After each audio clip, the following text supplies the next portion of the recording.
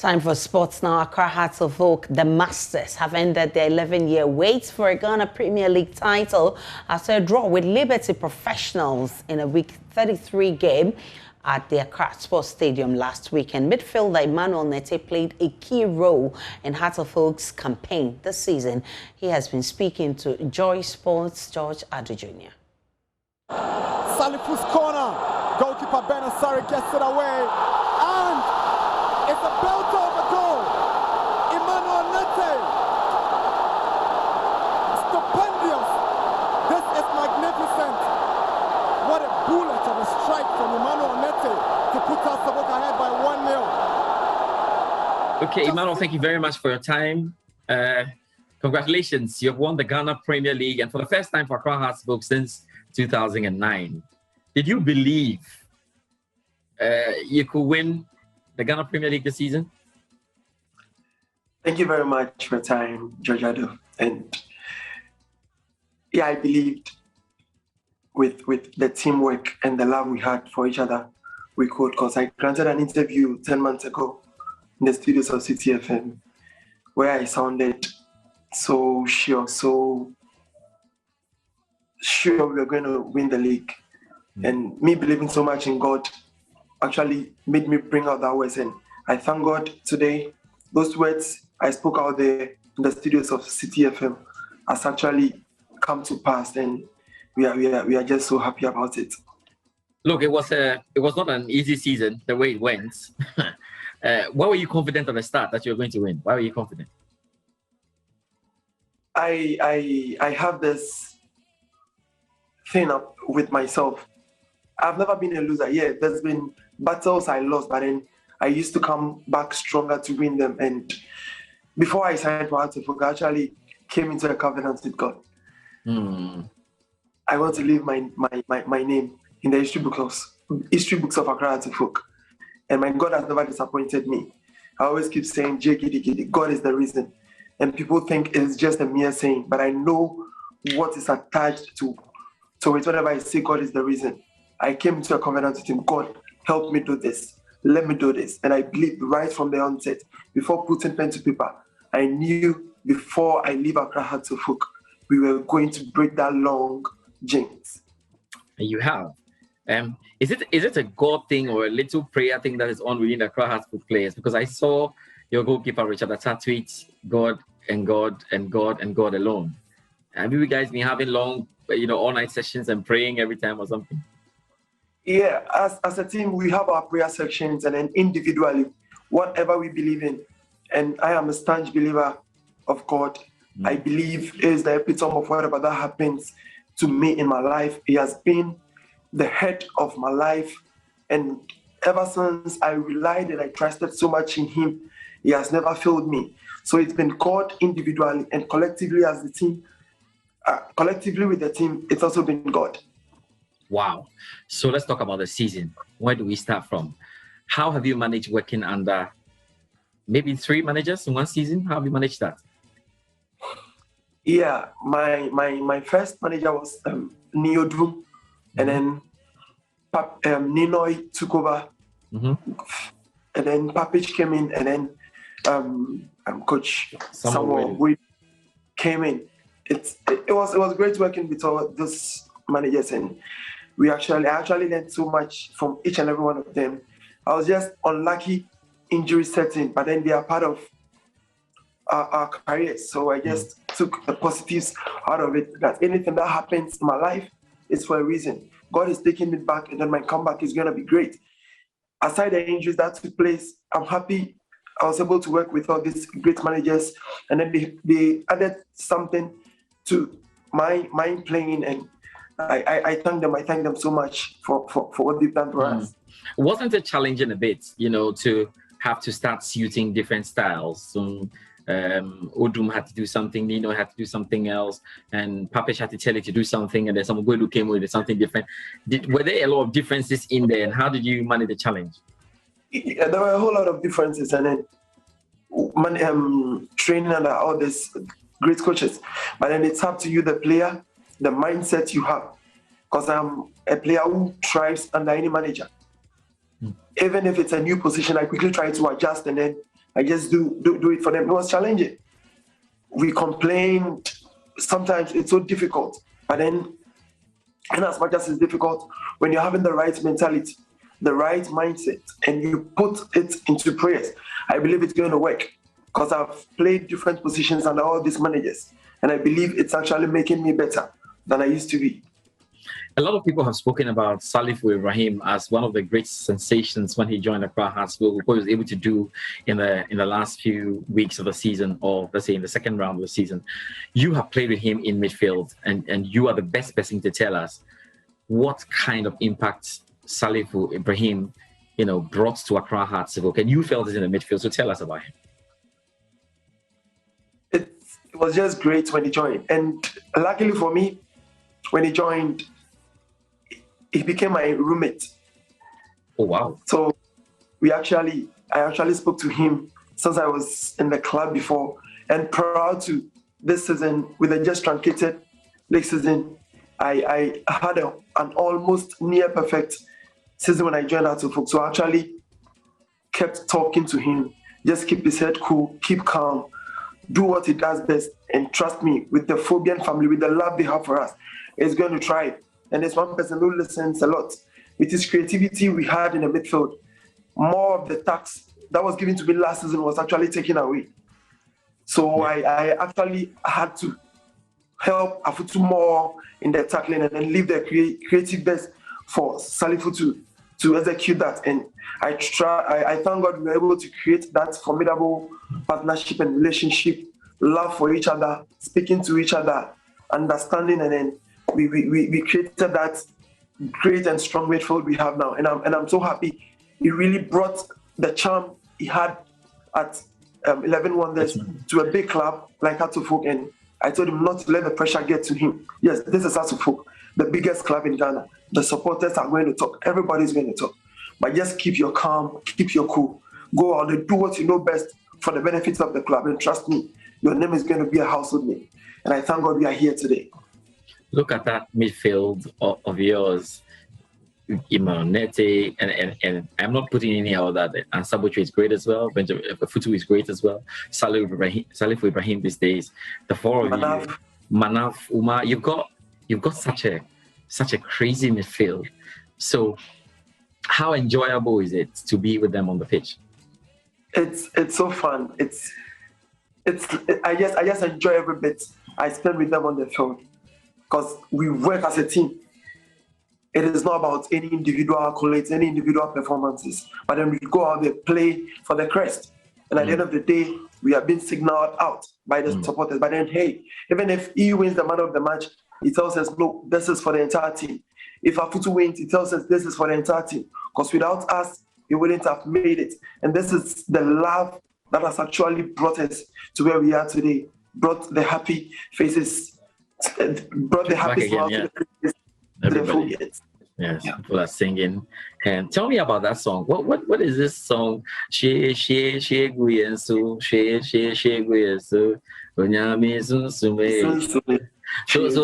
where did that one come from? We love to pay attention not just to the songs we sing, but then the words in the song. Because if we pay close attention, we are asking God for his divine blessings upon our lives. Okay. I believe without that, there is nothing we can do. So we seek his face. Let his blessings fall on us. Yeah, people are going to do whatever they want from us, but without God's blessings, none is going to yield fruit. So we go on our knees, we pray to God to let the heavens, let the rains fall on us, let the blessings be upon us. And that has been one song our fans so much. Charlie, it's when the last time, I think one of the games, I can't remember, at the Crossport Stadium when you won the game, and the fans spent a lot of time there singing with you guys. I mean, it was chilling. I mean, to see how the song was having an impact. It's all good.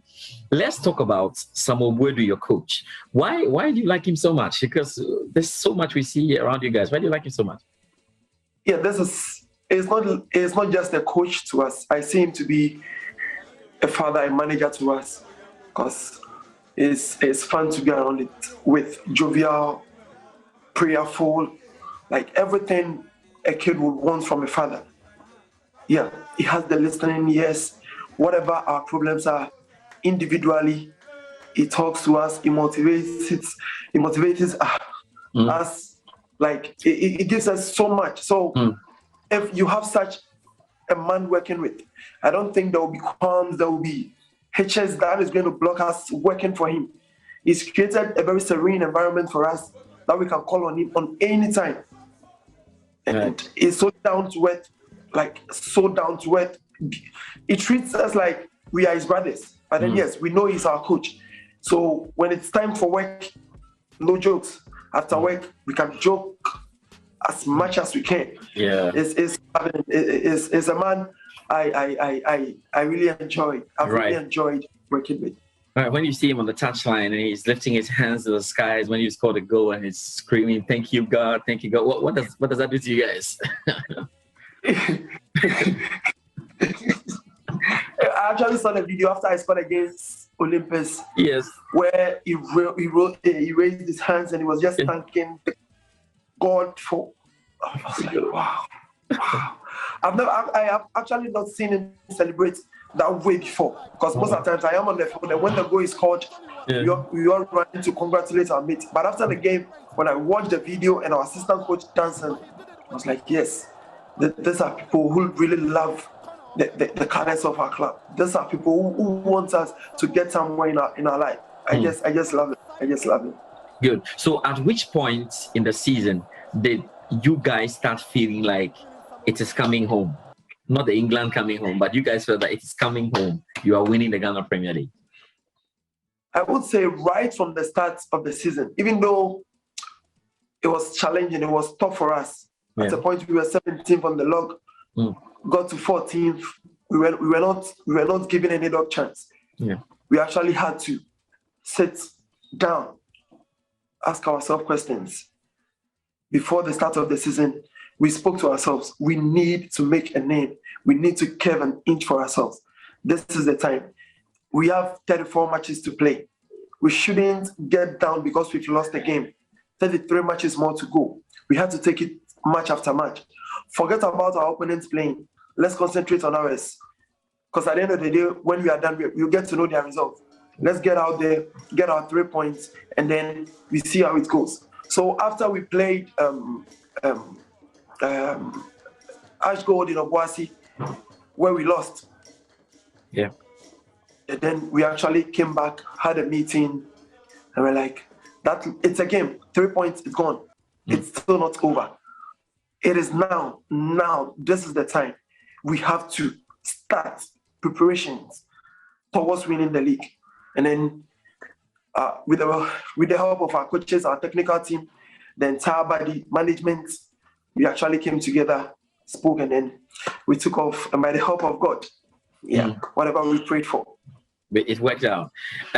How disturbing was it for you that you couldn't win that Olympics game, the second leg? Yes, of course, you lost the first leg by 2 goals. Now that's fine, but you needed to win that game, to be right in touch with winning the Premier League. But you drew that game 1-1 after you had gone ahead with a fantastic goal that you put in yourself.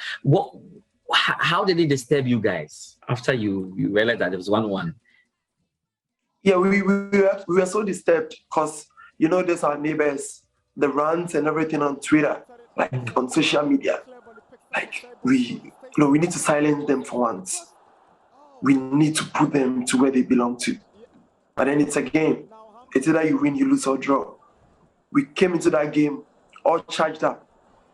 We actually forgot we were there with him after we went ahead. Yeah. Because it was played in Accra, we thought we were still the home game. So we were still pressing for more goals. But then we forgot we were there with him, where we could have shielded and protected that one goal. But then it's a game. They had their chance, they took it, we drew. That wasn't the end of the road. We came back, our assistant coach, our coaches spoke to us. Yes, we have lost 1 point. It is not over. Let's concentrate on our next game. They are just Olympics, one of the 17 teams playing. So we're done with that. Let's concentrate on our next game. So we actually had to put that behind, even though it was heartbreaking for us because we needed to get that 3 points to catch up with Kotoko, who were actually first by then. And then, hey, the draw was actually a blessing in disguise for us. Yeah. So we just put that behind and then we surge ahead. Right. So let's talk about the biggest game of the season, obviously, because Accra Hearts was supposed to play against Kumasi Asante Kotoko at the Casper Stadium. Before that game, what was your thinking? What were you thinking ahead of the Hearts Kotoko game in Accra? I just had one thing behind me, which was to revenge. Because last season in the truncated league, they won against us 2-1 in Accra. We couldn't play the second leg. Yeah. So I actually wanted to settle my score with them. I don't want to lose against them. Yes, I don't want to lose against them. So I just had one thing behind me. We need to win. If we are going to play dirty to win, fine. If we are going to play good football to win, we just need the 3 points. Because it actually got to a time, we were actually playing all the beautiful football, but then the results weren't in our favor. So if we are going out there to play dirty to win, not to have an effect on our opponent, fine. We just playing our own game and then we get the 3 points. So with Kotoko, I just had one mindset. I need to revenge for that loss against them last season. So at the end of the day, I played 2 times against Kotoko. I lost 1, I won 1. That was it. So it was just one thing behind me. In your mind. So you were pumped up. You were pumped up. The stadium had a lot of supporters. The hype, and we were part of the hype. Joy FM, the hype for it was big. With our ladies wearing their jerseys, everybody was looking forward to it. It was a game in 37 years that had not decided, or that was actually going to decide the Ghana Premier League title. You lose this one, you have lost momentum, and you came into it. After all the prayers had been said, everybody has lined up. You get onto the pitch, and then there's can you just take me through what you went through before you went off? Because this is a game that you really wanted to play. So just take me through it. So the game started, and what happened? The game started, and before we actually came from the channel to the field for the normal handshake and stuff, which is not being done now. I was actually the last person left in the tunnel with 2 Kotoko players who were refusing to get onto the field. So I see. I see. Yes, I was actually the last person. So they were refusing to come, and I told my guys they should go. I'm also going to stay here with them because it's been long. It's been a long time. Anytime we are playing home, they are waiting. That's what they want, and this time we are not going to allow that. This is our home. This is our fortress. We need to we need to protect it. So if people actually paid close attention to the team photo, I was the only player who wasn't part of the team photo that day. Yeah. But then I didn't know where the Kotoko 2 players passed, but they were able to join. And I told my guy, it's just a team photo. Come on, let's go out there. So we went onto the field. The crowd, everything went so well. We started the game, and after just 5 minutes after a tackle on Fabio Gamen, and then I took the ball, I just had something like a tear in my thigh. And I was like,